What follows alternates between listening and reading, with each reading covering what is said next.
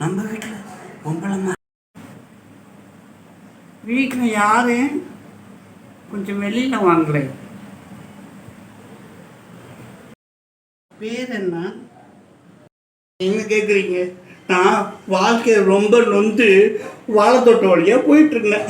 அப்போ ஒரு வாழைத்தோட்டம் வச்சுருந்த ஓனர் என்னை பார்த்து, கவலைப்படாத தம்பி, நான் வாழைப்பழம் நிறைய தாரேன், அதை வியாபாரம் பண்ணி பொழைச்சிக்கோ அப்படின்னு சொன்னார்.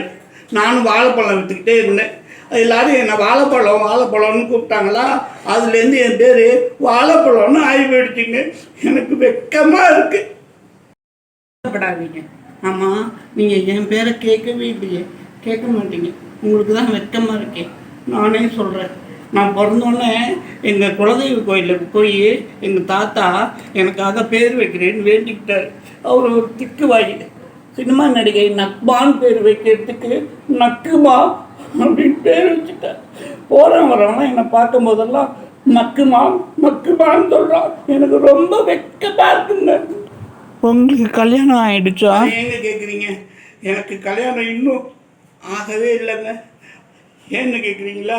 நான் பொண்ணு பார்ப்பேங்க. பொண்ணு பார்த்ததுக்கப்புறம் ஒர்க் அவுட் ஆகிடும், நிச்சயம் ஆகிடும், அதுக்கப்புறம் கல்யாணம் ஆகிடும்.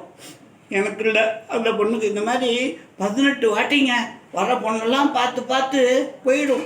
எவனோட நான் தான் வாழ்க்கை ரொம்ப வெறுத்து போயிருக்குது. என்ன நினச்சா எனக்கு வெக்கமாக இருக்குது.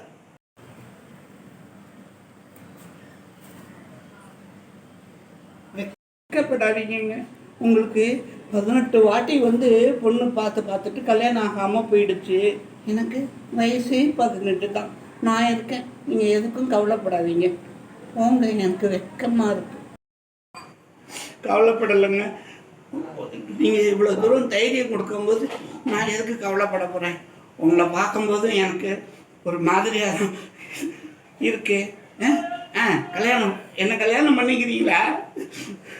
ரொம்ப சந்தோஷங்க. என்னை கைவிட்டுற மாட்டீங்களே, விட மாட்டீங்களே. சரிங்க, எனக்கு வெக்கமாக இருக்குங்க.